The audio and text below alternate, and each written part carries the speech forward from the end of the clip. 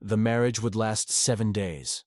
On the 8th day the Spanish would come with cannons and cavalry, and everyone in the canyon would die, unless the ritual held, unless the white woman's soul could anchor the warrior's spirit for the crossing, unless the old ways still worked.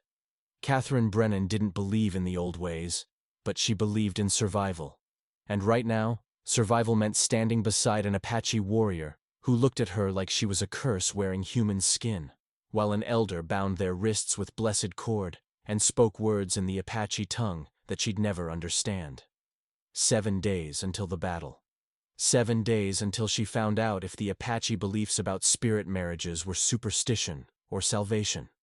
7 days to decide if she'd run when she got the chance, or stay and face whatever came through that canyon. New Mexico Territory, 1693. Catherine's hands still smelled like gunpowder when they brought her down from the mesa. Not from firing. She'd never touched the rifle her uncle carried. From loading. From measuring powder into paper cartridges while men died around her. While the Apache warriors took back what the Spanish had stolen 12 years before. 21 years old. Blonde hair hacked short after fever took most of it last winter. Blue eyes that had watched her uncle's trading post burn 3 hours earlier. Calloused hands from years of hauling water, chopping wood, surviving. The warrior leading her descent was young, maybe 25, with traditional Apache dress and Spanish steel knife at his belt. His name was Quio. She'd heard others call him that as they debated what to do with her. She was the only survivor from the post. The only white person in 50 miles who hadn't fled or died. That made her valuable. And dangerous. "Walk faster," Quio said in Spanish. His voice was flat, empty of inflection. Catherine stumbled on loose rock. His hand shot out, steadying her with impersonal efficiency. The moment she regained balance, he released her like she'd burned him. They reached the canyon floor as twilight bled the color from stone walls. The Apache camp was temporary. Wickiups and hide shelters clustered around cookfires, warriors moving with the tight precision of people preparing for war. Because the Spanish were coming. Everyone knew it. The Apache resistance of 1680 had driven the colonizers south. But Governor Vargas was returning with soldiers and settlers and absolute determination to reclaim the territory. His advance scouts had been spotted 2 days' ride north. The deadline was explicit. 7 days until Vargas reached the Rio Grande crossing at the canyon's eastern gate. 7 days until the Spanish army, 300 trained soldiers with muskets and cannon, met whatever force the Apache could gather. It would be a massacre. Catherine had seen enough frontier warfare to know the mathematics of it. An old man emerged from the largest shelter.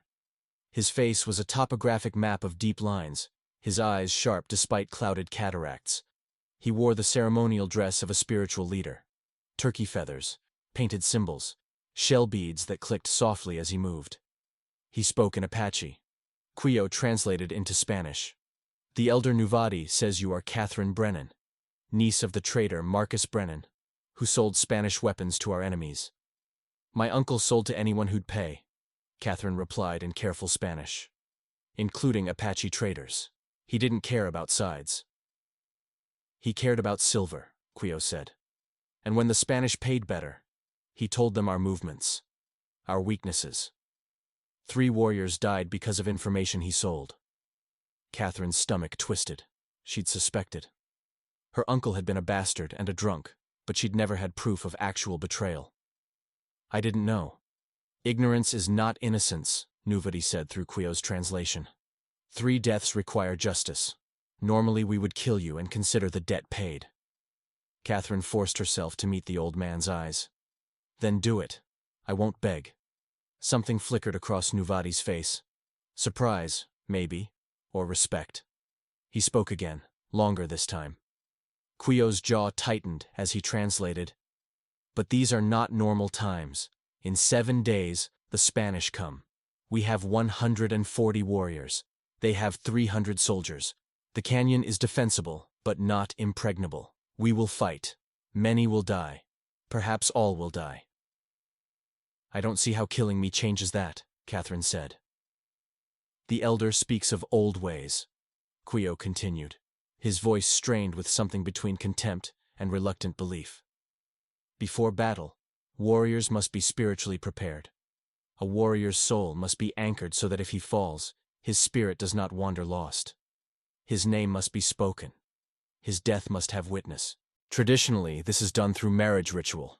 A wife who keeps his memory, who gives his spirit a place to rest if he dies in battle. Catherine's mouth went dry. You can't be serious. The ritual requires a woman not of our people, Quio said. An outsider who becomes part of us through the binding. Someone whose different blood creates a bridge between this world and the next. Normally, we would ask a woman from another band, or from allied people. But we are besieged, isolated, and the elder believes. He paused, clearly struggling with the next words. He believes your presence here now, at this moment, is not accident. That the spirits brought you for this purpose. That's insane, Catherine said. But even as she spoke, she remembered. Her uncle had insisted they leave the post 3 days ago. Head south, away from the fighting. She'd been loading the wagon when the first warriors appeared. If they'd left on schedule, she'd be dead in some arroyo, killed by raiders or exposure. Instead, she was here, alive. Coincidence? Or something else? The ritual requires 7 days, Nuvati said through Quio. 7 days of spiritual preparation. On the 7th night, the marriage is completed. On the 8th day, we fight. The warrior bound to you will carry your name into battle. If he dies, you will speak his name. If he lives. The old man shrugged. Then the bond remains until you choose to leave. And if I refuse? Catherine asked. Then we kill you now, and the warrior faces battle without proper preparation, Quio said. The choice is yours. 7 days of life, or death in the next breath. Catherine looked around the camp. Faces watching from the darkness. Warriors sharpening weapons. Women preparing supplies. Children being taught to hide in the canyon's deepest crevices. These people were preparing to die fighting for their land, their freedom, their right to exist. Her uncle had helped their enemies. And now she stood here, holding the knife by its blade, being offered a chance to balance scales she'd never known were tipped. 7 days. Who would I be married to? Catherine asked. Nuvati gestured to Quio. The warrior's expression went absolutely rigid. No, I do not accept this. The council has decided, Nuvati said in Spanish, probably so Catherine would understand. You are our strongest fighter, our best strategist. If you die without proper preparation, your spirit will be lost. It must be you. I will not marry a white woman, Quio said, his voice vibrating with suppressed rage. Especially not the niece of a traitor who sold our brothers' lives for Spanish silver. Then you go into battle unanchored, Nuvati replied. Your death will mean nothing. Your name will fade. Your spirit will wander. Is that what you want? Quio's hands clenched into fists. He stared at Catherine with barely contained fury.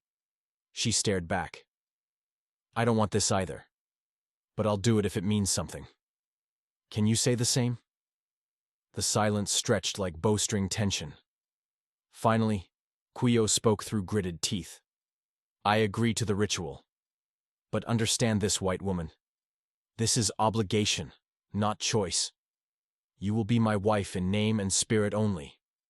When the 7 days end and the battle is fought, our bond ends. You will leave this canyon and never return. You will not speak of us. You will forget we exist. That is the price of your survival. Agreed, Catherine said. Though some small part of her wondered if survival bought at such cost was worth having. Nuvati smiled slightly. Then it is settled. The ritual begins at dawn. Until then, Catherine Brennan will stay in my dwelling under protection. Quio, you will prepare yourself spiritually. 7 days, 7 sacred sunrises. Make each one count. They separated her from Quio immediately.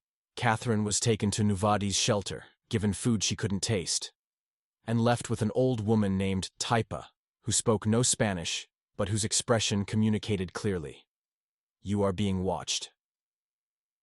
Catherine lay on woven blankets, staring at smoke escaping through the roof hole, and counted her remaining days of life.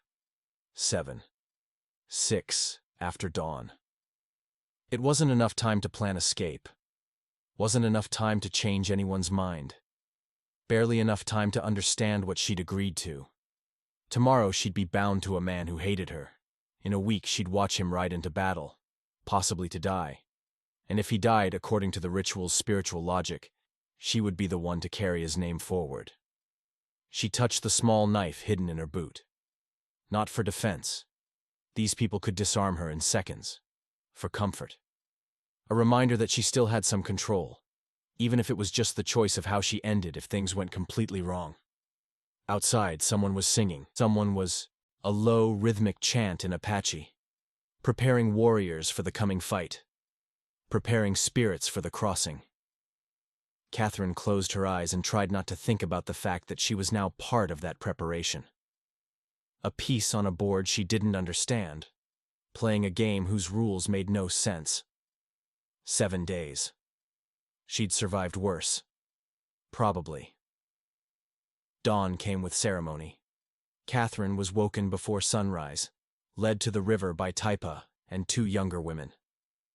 They stripped her clothing without asking permission, scrubbed her skin with sand and sage until it burned, dressed her in borrowed Apache clothing, deerskin dress, shell jewelry, hair braided with red cord. She looked like a stranger. Felt like one too. The marriage binding happened as the sun crested the canyon rim. Catherine and Quio stood before Nuvadi and the assembled elders, 12 who'd survived the fighting and the hard years after. Warriors gathered in concentric circles around them, silent witnesses to the ritual that might anchor their strongest fighter's spirit. Nuvadi spoke in Apache, long flowing phrases that meant nothing to Catherine but seemed to resonate in her chest like distant drums. He tied their wrists together with blessed cord, Catherine's right to Quio's left, and marked their foreheads with ash and pollen. Quio's face was stone. He stared straight ahead, jaw set, breathing controlled. He didn't look at her once. Catherine tried not to think about what would happen if this actually worked. If some spiritual connection actually formed between them. The implications were terrifying. When it was done, Nuvadi cut the cord binding their wrists, but left the ash marks. 7 days, he said in Spanish. Each sunrise you will perform the renewal ritual. Each sunset you will share fire and food. On the 7th night, the marriage becomes complete. On the 8th day. He paused. The 8th day decides everything. They were given a shelter on the eastern edge of camp, small, temporary, barely large enough for 2 people. Catherine ducked inside and found minimal supplies. Blankets, water gourds, a fire pit. Quio entered behind her, surveyed the space with obvious displeasure, then pointed to the western side. You sleep there. I sleep here. We speak only when necessary. We touch only during ritual. Those are the terms. Fine, Catherine said. And you will learn the renewal ritual properly, Quio continued. Nuvadi will teach you the words, the movements. If you perform it wrong, the spiritual preparation fails. If that happens, I die in battle with no one to speak my name. And if I die... He finally looked at her directly. The ritual says you carry my memory. Perhaps that is justice for your uncle's betrayal. Perhaps that is fitting. You really believe that? Catherine asked. That if you die fighting Spanish soldiers, I just remember you? I believe the spirits do not make jokes, Quio replied. And I believe 12 generations of warriors have used this ritual before battle. Some lived, some died. But all died knowing their names would be spoken. That matters. Maybe it matters more than living. He left without another word. Catherine sat alone in the shelter, processing the weight of what she'd agreed to. 7 days from now, she'd be spiritually bound, however that worked, to a man currently preparing to fight 300 Spanish soldiers. The odds of his survival were not good, which meant she'd be carrying the memory of a dead man she barely knew. She should run. Wait for darkness, slip out of the canyon, take her chances in the desert. Spanish would give her water, would probably execute her for living among savages, but at least it'd be quick. But then she thought about the warriors preparing weapons, the women teaching children to hide, the desperate, determined faces of people fighting not for conquest but for the right to exist on their own land. And she thought about her uncle, the traitor who'd sold information, who'd profited from both sides while caring about neither, who'd left Catherine nothing but debts and a legacy of betrayal. Maybe 7 days of standing with the people he'd betrayed was some kind of penance. Maybe it was stupid and pointless, but it was something. 6 days left. Catherine spent that first day learning. Taipa taught her the renewal ritual, specific words in Apache, specific gestures, specific offerings to place in the fire. Catherine repeated them until her throat hurt, and her hands moved automatically. The ritual itself was simple. Each dawn, she and Kuyo would stand before Nuvadi, speak the binding words, and accept ash marks on their foreheads.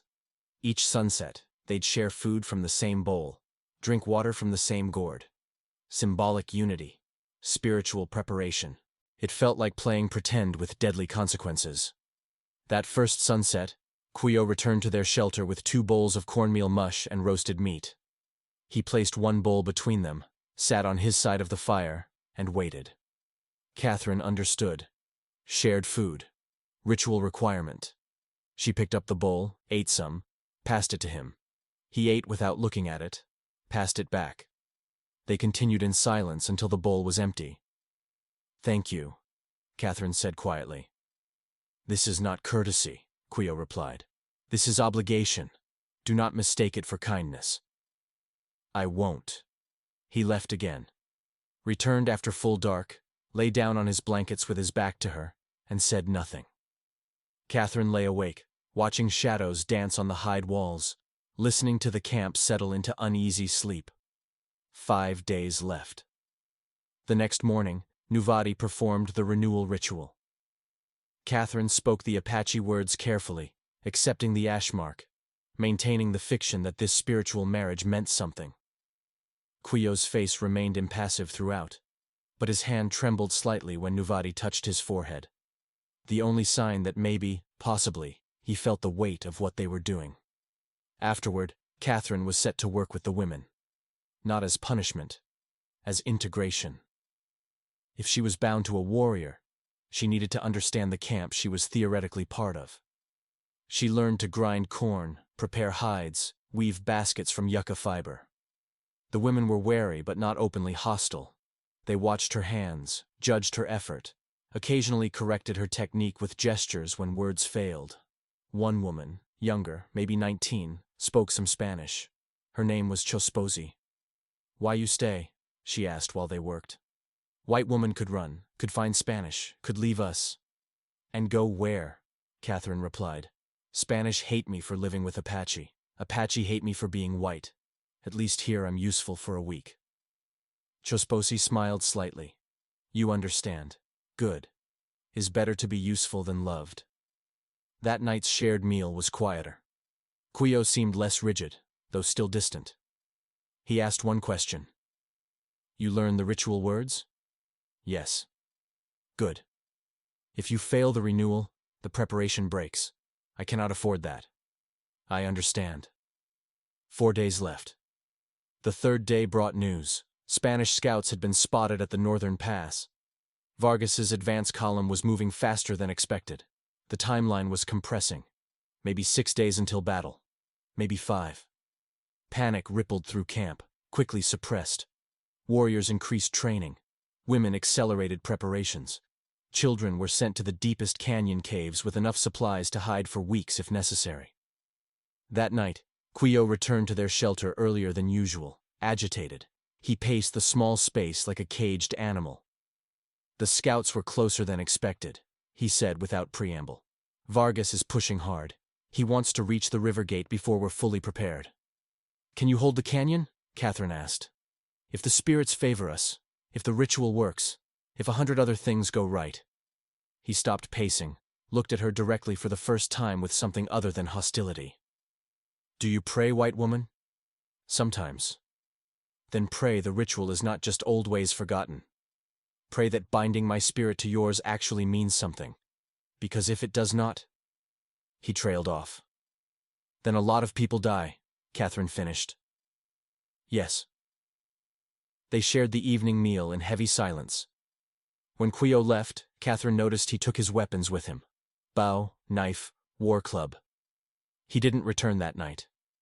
Catherine lay awake, counting heartbeats, wondering if Quio was preparing himself spiritually, or simply avoiding the shelter because her presence contaminated it.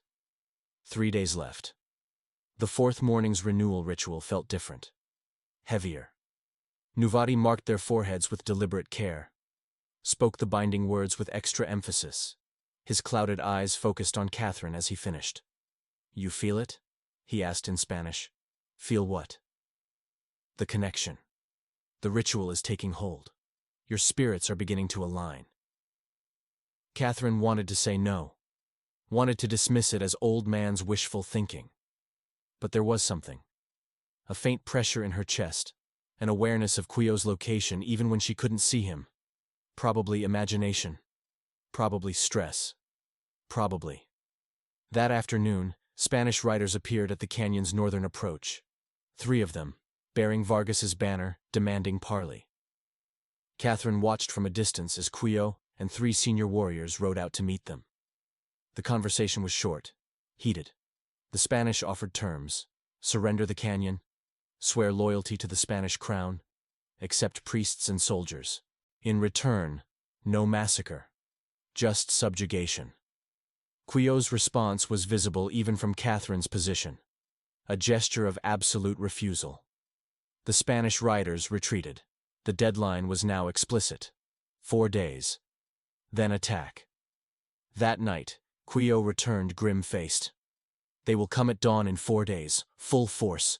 300 soldiers, 20 cavalry, 2 cannon.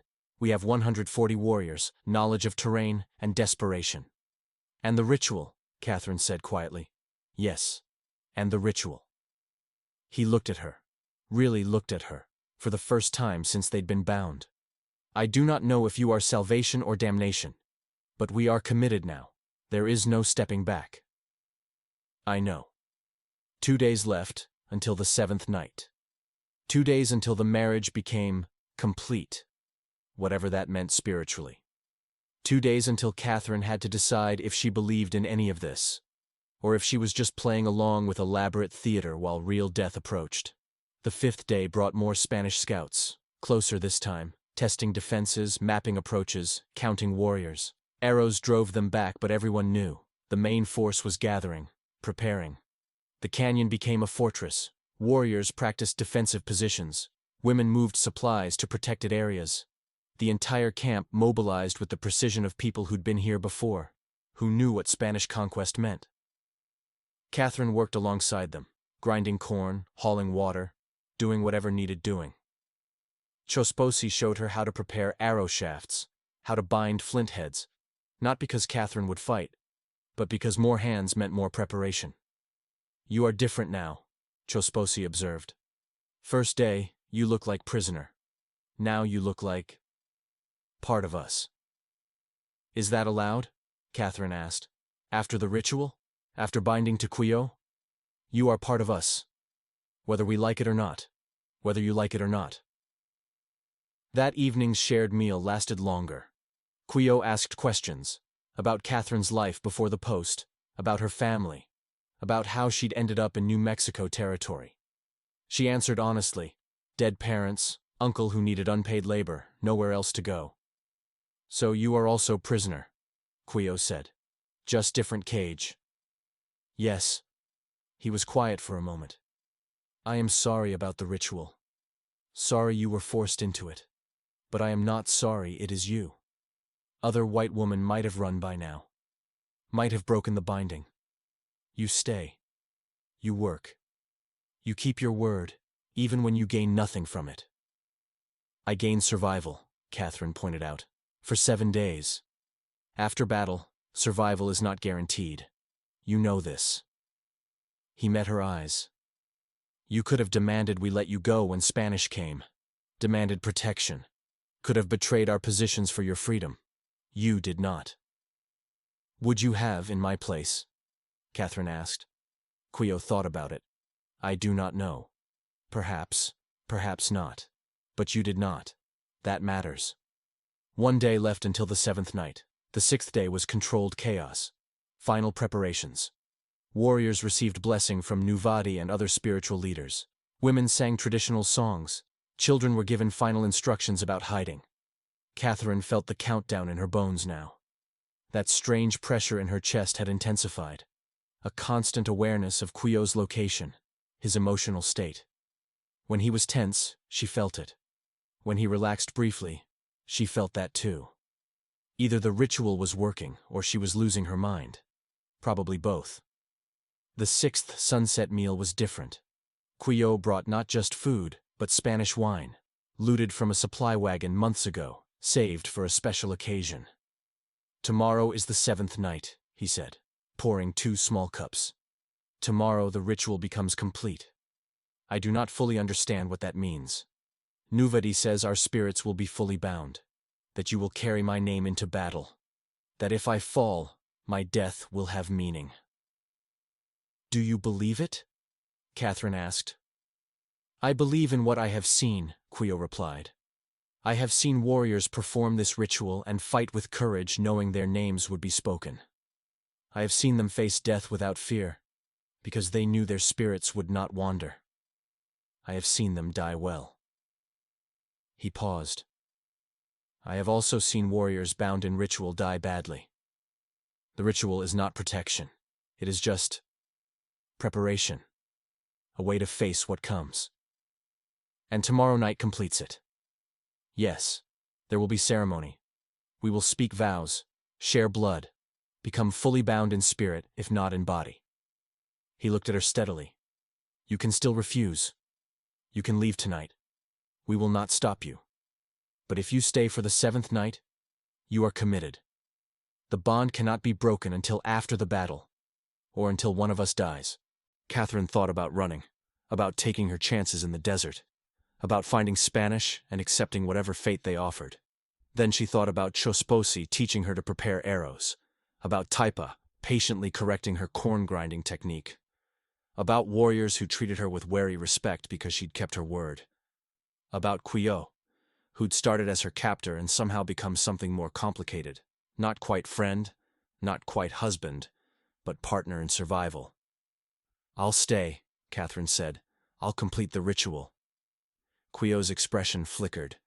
Relief, respect, something that might have been gratitude. Then tomorrow night, we become truly bound.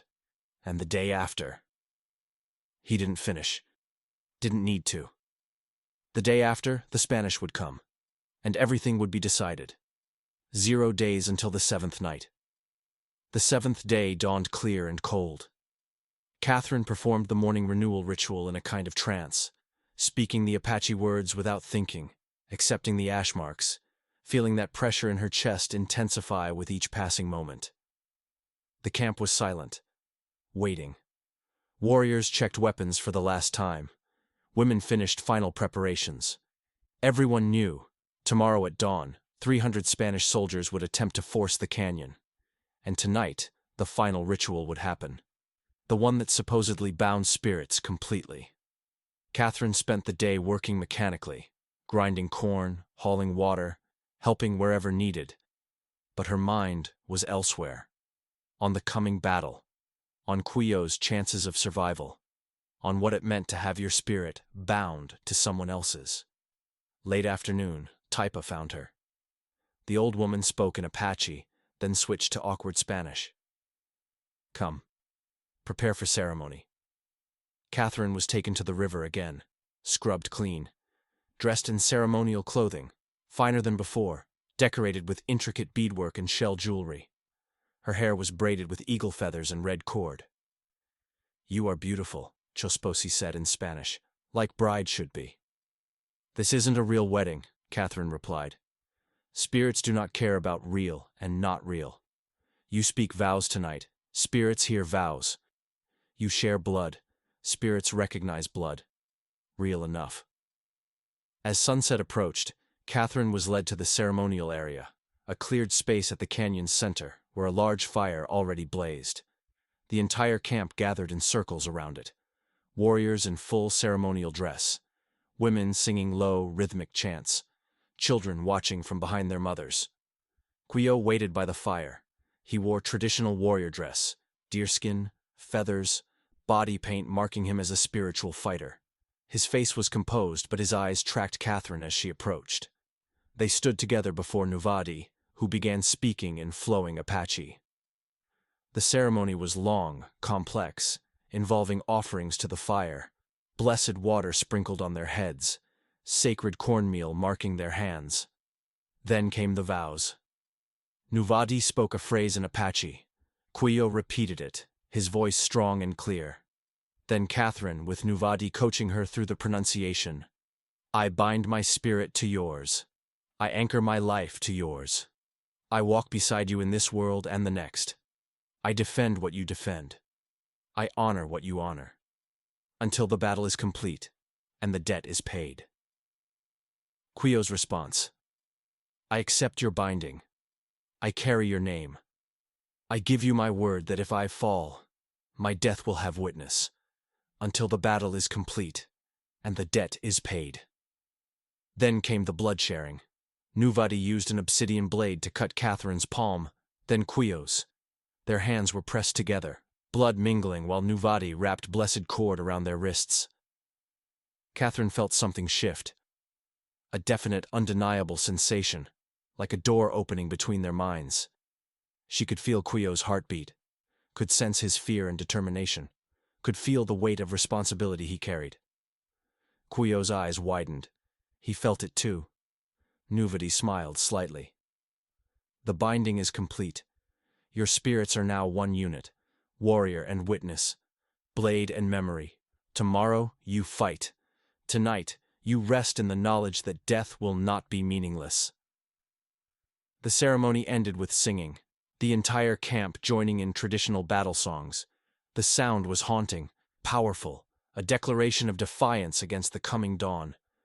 When it was done, Quio and Catherine were led back to their shelter, this time with everyone watching, acknowledging, accepting that these two people were now spiritually bound. Inside, Quio unwrapped the cord from their wrists. Both their palms were still bleeding slightly. He found cloth, bound her hand carefully, then his own. I felt you, Catherine said quietly. During the binding, I felt your heartbeat, your fear. I felt you too, Quio replied. Your determination, your compassion. I do not know the right word, but I felt it. You care whether we live or die tomorrow. You care about people you did not even know 2 weeks ago. Is that what the binding does? Let us feel each other's emotions? The elders say it creates spiritual connection. Witness and warrior become linked. The warrior fights knowing someone will remember. The witness survives to speak the name. He paused. But I have never experienced it before. I did not know it would be so intense. They sat in silence for a while, processing the implications. Catherine could still feel him, a presence at the edge of her awareness, a connection that shouldn't exist but undeniably did. Tomorrow the Spanish come, Quio said finally. I will fight in the first line. The binding says you will remember me if I fall. But that only works if the ritual is real. If it is just superstition. He looked at her. Then I am sorry. Sorry I dragged you into this. Sorry your last days were spent among strangers in a canyon, bound to a warrior who will probably die fighting hopeless odds. Don't apologize for giving me a choice, Catherine replied. You didn't force me to complete the ritual. I chose to stay. I chose to be bound. Whatever happens tomorrow, I'm here by choice. That matters. Quio reached out, hesitated, then took her uninjured hand. The touch sent a shock through the binding connection, a surge of mutual acknowledgement and something that might have been affection. If I survive tomorrow, Quio said quietly, the debt is paid. You are free to go. Free to find Spanish or other traders or wherever white people go, but... He paused. But if you wish to stay, you would be welcome. Not as blood price or ritual witness. As yourself, as Catherine. And if you don't survive? Catherine asked. Then the ritual says your spirit carries mine. Or perhaps you simply wake free of the binding and can leave with clear conscience. I do not know. No one knows exactly how death affects the bond. He met her eyes. I will try very hard not to die tomorrow. Not just for the warriors depending on me, but for you. Because you deserve to live beyond this canyon, beyond this ritual, beyond debts you did not create. Catherine squeezed his hand. Through the binding connection, she felt his resolve, his fear, his desperate hope that tomorrow would not be the end. Then we survive together, she said. Or we don't. But we face it together. They lay down that night on opposite sides of the shelter as always. But for the first time, Kuyo positioned his blankets closer to hers. Not touching, but close enough that Catherine could hear his breathing, could feel his presence through both physical proximity and spiritual binding. She lay awake most of the night, counting heartbeats, hers and his, now somehow synchronized through the ritual connection. Tomorrow the Spanish would come. Tomorrow, 140 Apache warriors would face 300 soldiers. Tomorrow, Kuyo would fight in the front lines, carrying her spirit as witness, prepared by binding that might be real, or might be elaborate self-deception. Tomorrow everything would be decided. Catherine touched the knife still hidden in her boot. She'd kept it through everything. Through capture, through ritual, through binding. A final choice. A last option if everything went wrong. But as she lay there, feeling Kuyo's heartbeat through the binding connection, she knew she wouldn't use it, wouldn't run, wouldn't choose the coward's exit. She'd stay. She'd face whatever came. Because that's what you did when you chose connection over isolation. When you chose to stand with people instead of apart from them. Even if it killed you. Especially if it killed you. Dawn came too fast. The Spanish attacked at first light, exactly as predicted. Catherine watched from the designated safe area, a cave overlooking the battlefield, where non-combatants could observe without being in direct danger. 300 soldiers in formation. 20 cavalry on the flanks. 2 cannon positioned at the canyon's northern approach. The professional efficiency of a colonial army backed by empire and absolute conviction of righteousness. Facing them, 140 Apache warriors in defensive positions along the canyon walls. Smaller, lighter, armed mostly with bows and captured Spanish weapons. Defending not for conquest, but for survival. The mathematics were brutal. But the terrain was theirs, and they'd prepared. The battle began with cannon fire, 2 massive booms that shook the canyon walls, sending rock and dust cascading down. The shots hit defensive positions, killing 3 warriors instantly, wounding 2 others. Then the soldiers advanced in disciplined lines, muskets ready, cavalry screening the flanks. Catherine felt the moment Kuyo entered combat, a sharp spike through the binding connection. Fear and determination and absolute focus. She could feel him drawing his bow, loosing arrows with precision, moving between positions with fluid grace. The binding worked like Nuvati said. She didn't share his vision, couldn't see what he saw, but she felt his physical state. His heartbeat elevated but steady. His muscles burning from exertion but still strong. His mind locked into combat flow where fear became fuel and thought became action. For the first hour, the Apache defense held. Warriors in elevated positions picked off advancing soldiers. Rocks triggered from prepared positions crushed cavalry charges. The canyon's narrow passages forced the Spanish into killing zones, where numbers meant less than position. But the Spanish were professional. They adapted. Brought up the cannon, blasted new approaches. Sent cavalry to flank through difficult terrain. Applied pressure with the inexorable weight of superior resources. Catherine felt every moment through Kuyo. Felt him take an arrow wound in his shoulder, sharp pain that made her gasp, then faded as he ignored it and kept fighting. Felt his grief when warriors near him fell. Felt his determination harden into something beyond human.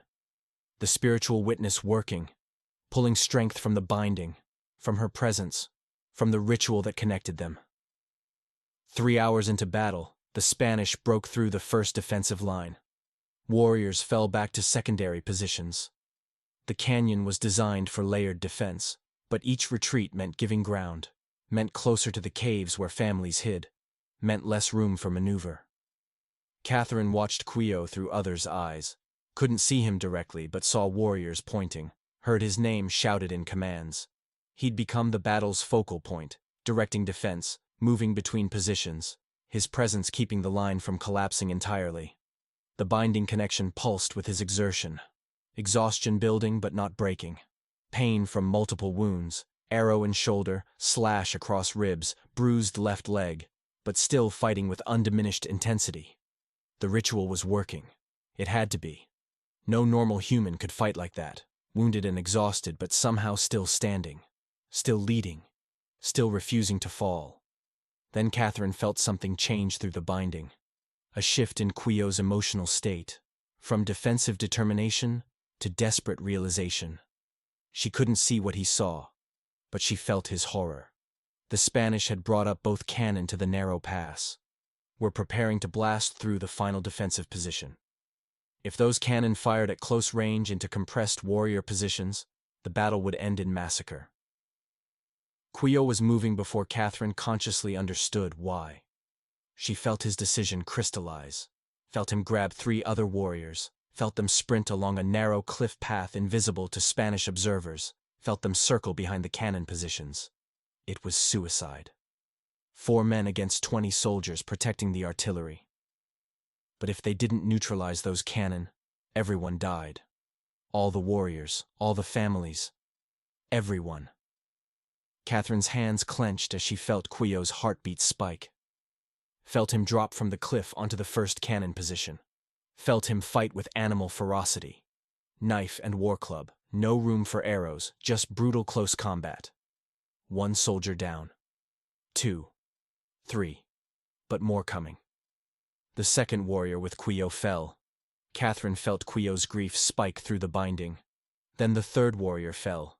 Just Quio and 1 other man now, fighting 20 Spanish soldiers, trying to spike the cannon, trying to buy time for the defenders below. Catherine felt it when Quio took the musket ball. A sharp, devastating pain in his chest that stole breath and strength. He stumbled. The binding connection wavered, weakened. The spiritual witness was faltering. No. Catherine didn't think. Didn't plan. She just moved. She burst from the cave, ignoring shouts from the women trying to stop her, and ran toward the battlefield. Not toward the main fighting, toward a cache of captured Spanish muskets she'd seen warriors stockpile 2 days ago.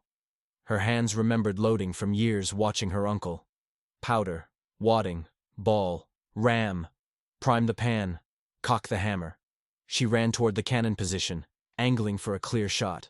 Saw Quio on his knees, blood spreading across his chest, the last warrior with him already dead. Saw Spanish soldiers closing in for the kill. Catherine raised the musket, aimed at the closest soldier, and fired. The shot hit center mass. The soldier fell. The other Spaniards spun, seeing her. Seeing a white woman in Apache dress shooting at them. Confusion rippled through their ranks. Catherine dropped the empty musket, grabbed another from the cache, loaded with shaking hands, fired again. Another soldier fell. It wasn't skill. It was desperation and proximity, and Spanish soldiers not expecting attack from that angle. But it bought seconds, bought Quio time to regain his feet, to drive his knife into the nearest soldier's throat, to reach the cannon and spike it with a broken arrow shaft, rendering it useless. Catherine felt his surge of relief through the binding, felt him complete the mission even as his strength failed, felt him collapse against the disabled cannon, blood loss catching up. The Spanish soldiers rushed her position. Catherine tried to reload, but her hands were shaking too badly. She dropped the musket, pulled the knife from her boot, the one she'd carried since the beginning, the final choice she'd kept hidden. She wouldn't use it on herself. She'd use it on them. But before the soldiers reached her, Apache warriors swept in from the flank. The main defensive line had seen what happened, had sent reinforcements. The Spanish soldiers were cut down or driven back. The battle shifted. With both cannon disabled, the Spanish lost their overwhelming advantage. The fight devolved into brutal close combat, where terrain and desperation mattered more than numbers. Catherine ran to Quio's position. He was still alive, barely. The musket ball had hit high in his chest, bad but not instantly fatal. She tore cloth from her dress, packed the wound, tried to stop bleeding with shaking hands. Through the binding, she felt his consciousness fading, felt his spirit starting to slip away. The witness was failing, not because of the ritual's weakness, but because Cuyo was dying. "No," Catherine said, gripping his face. "No, you don't die, you promised. You said I would remember you. So, stay. Stay, so there's something to remember." Cuyo's eyes focused on her briefly. "Catherine." His voice was barely audible over battle sounds. "The ritual isn't done," Catherine insisted. "The battle isn't over. You don't get to leave yet. You hear me? You stay. You stay so I can speak your name. You stay." She didn't know if it was the binding or the words or just Cuyo's own stubborn will. But she felt his consciousness stabilize, felt his heartbeat strengthen slightly, felt the spiritual connection between them solidify instead of dissolving. Taipa appeared with other women, carrying healing supplies. They took over treating Cuyo's wounds with an efficiency born from treating many wounded warriors. Catherine backed away, hands covered in his blood, feeling his pain through the binding but also feeling him stabilize, survive, hold on. The battle raged for another 2 hours. But without the cannon, the Spanish couldn't break through.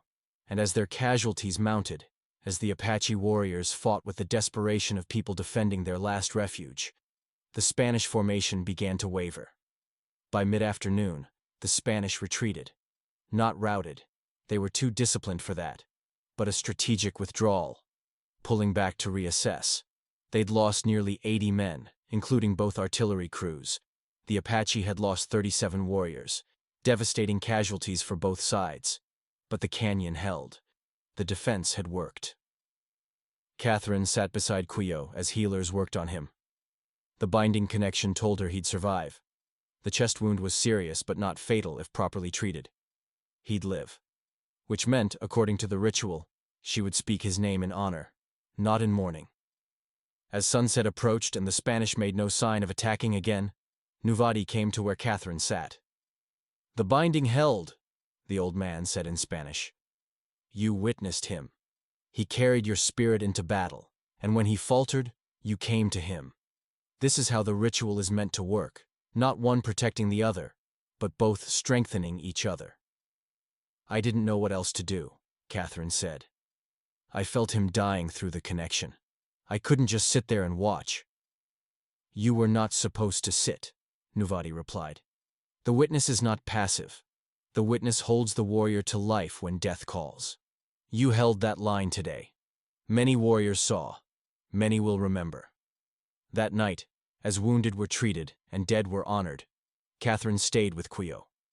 He drifted in and out of consciousness, but each time he woke, he found her there.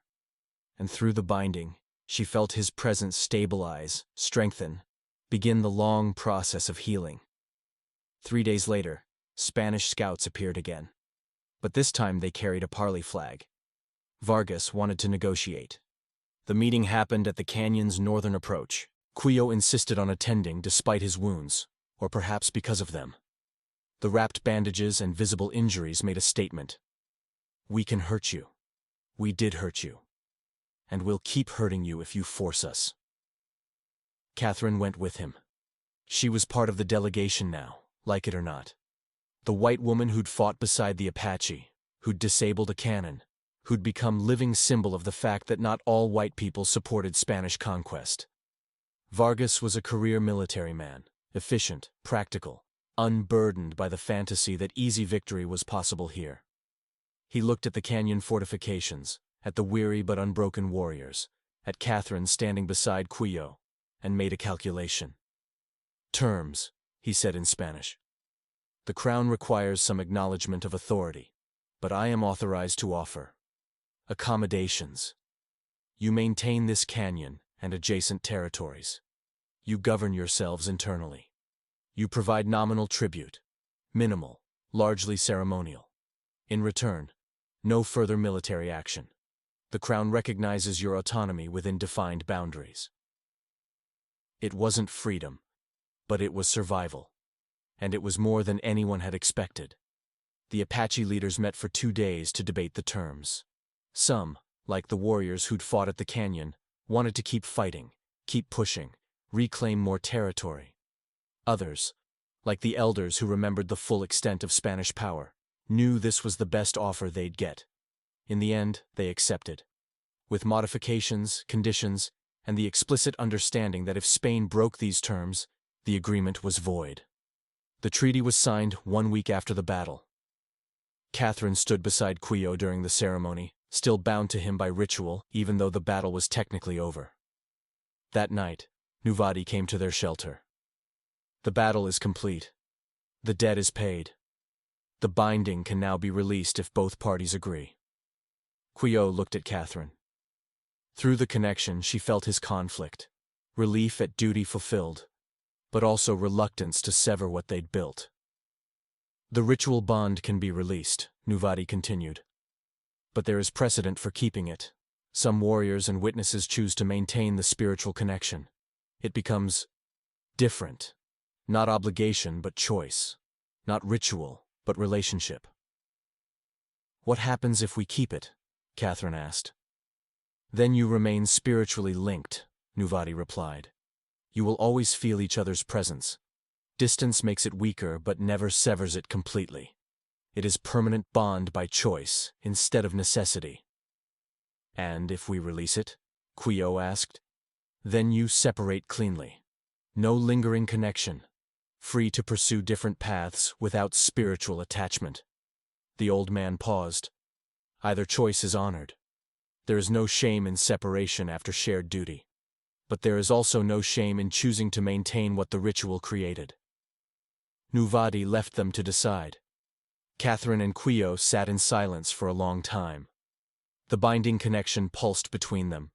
Familiar now, comfortable despite its strangeness. You have fulfilled the obligation, Cuyo said finally. The blood debt is paid. You can leave, find other white settlements, return to your people. You owe us nothing more. I know, Catherine replied. But that's not really what you're asking. No. Cuyo met her eyes. I am asking if you want to keep the binding.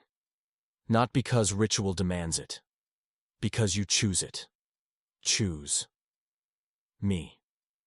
Choose this life. Catherine thought about it honestly. Thought about what staying meant. Living in an Apache camp, between two worlds, never fully belonging to either. Thought about the hardships, the conflicts, the constant negotiation between cultures. Then she thought about Chosposi's friendship. About Taipa's grudging acceptance. About the warriors who nodded to her now with respect. About Cuyo, who'd started as her captor and become something far more complicated. Partner, protector, someone she'd chosen to stand beside even when she could have run. I want to keep it, Catherine said. Not the ritual obligation, but the connection, the binding, you. I want to stay. Through the connection, she felt Cuyo's surge of relief and joy. He took her hand carefully, mindful of healing wounds on both of them. Then we keep the binding, he said. Not as duty, as choice. And we build something new from it. Something that is neither Apache nor white nor Spanish, but ours. They went to Nuvadi the next morning and told him their decision. The old man smiled with a satisfaction that suggested he'd expected exactly this outcome. Then you are bound by choice now, he said. The ritual is complete, but the relationship continues. You will need new ceremony, not for spiritual witness and warrior, but for husband and wife who choose each other freely. That ceremony happened 3 days later. Simpler than the binding ritual, but somehow more meaningful. Because this time, Catherine spoke vows she'd chosen herself. This time, Cuyo bound their hands together because he wanted to, not because elders demanded it. And when it was done, they were married. Not by blood debt or ritual necessity, but by mutual choice. The binding remained, but transformed into something new. A chosen connection between two people who'd survived impossible circumstances and decided to face whatever came next together. The years that followed were not easy. The treaty with Spain held, but barely. There were violations, disputes, small conflicts that required constant negotiation. Catherine became a translator, a mediator, a bridge between communities that still viewed each other with suspicion. She learned Apache fluently, adopted Apache dress and customs. But she also maintained her literacy, her connections to other white settlers who weren't aligned with Spanish interests. She existed in the spaces between, belonging fully to neither world but essential to both. Cuyo's chest wound healed slowly, leaving a scar he wore with grim pride. He became a war leader, then an elder himself. The warrior who'd fought at the canyon. The man who'd been bound to a white woman by ritual and chose to keep her by love. They had 3 children over the next 8 years. 2 daughters and a son. Children who spoke Apache and Spanish and English. Children who learned Apache ways and white settler skills. Children who embodied the complicated, messy reality of cultures forced together but choosing to find common ground. The binding never faded. Even as years passed, Catherine could feel Cuyo's presence, fainter than during the original ritual, but always there. A background awareness that he existed, that he lived, that they remained connected in ways beyond normal marriage. Sometimes it was inconvenient, feeling his pain when he was injured hunting, sensing his anger during disputes. But mostly, it was comfort. A constant reminder that she wasn't alone. That someone existed who knew her completely, spiritually and emotionally. 20 years after the battle at the canyon, Catherine sat with Cuyo on the same cliff where she'd watched the Spanish attack. Gray threaded both their hair now. Their children were grown, starting families of their own. The canyon camp had become permanent. No longer refuge, but home. "Do you regret it?" Cuyo asked. The question he'd asked before, but with different meaning now. "No," Catherine said. "Not the ritual, not the binding, not staying, none of it." "Even though you could have had easier life among white settlers?" "Easier isn't always better," Catherine replied. "I found purpose here, found family, found you. That's worth every hardship." Through the binding, she felt his agreement, his gratitude, his enduring love, earned slowly over years, paid for in shared struggle, but absolutely real. They'd started as enemies forced together by ritual necessity, became allies through survival, became partners through choice, and eventually became something neither had expected. Proof that connection could bridge any divide if both people were willing to meet in the middle. The Spanish still controlled most of the territory. The Apache still struggled for autonomy and resources. The conflicts hadn't ended. Probably never would completely. But in this canyon, in this camp, people from 2 worlds lived side by side. Not always harmoniously, not without friction, but with mutual respect earned through blood and ritual, and years of refusing to give up on each other. Catherine took Cuyo's hand, feeling the binding pulse between them. 20 years old now, transformed from desperate spiritual witness to chosen partnership to deep, abiding love. 7 days had changed everything. 7 days of countdown to battle. 7 days of forced marriage that became chosen bond. The ritual had worked, not because magic saved them from Spanish soldiers, but because it forced 2 people to see each other as humans instead of enemies, to stand together instead of apart, to find connection even when everything pushed them toward division. That was the real magic, not spiritual protection, but the alchemy of turning obligation into choice, fear into trust, hostility into love.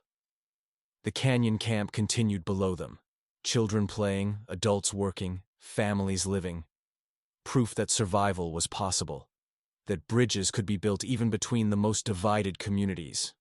Not through easy compromise or wishful thinking, but through hard choices, mutual sacrifice, and stubborn refusal to accept that some divides were too wide to cross. Catherine leaned against Cuyo, feeling his heartbeat synchronize with hers through the binding that still connected them after all these years. They'd survived the countdown, survived the battle, survived the impossible odds, and they'd done it together. If this story of forced bonds becoming chosen love, of ritual becoming reality, of 2 worlds finding common ground moved you, subscribe and leave a like. Drop a comment telling me, would you have stayed and completed the ritual? Or would you have run? Could you have forgiven Cuyo for his initial hatred? And what do you think happened to Governor Vargas after the treaty? Share your thoughts, and I'll see you in the next story.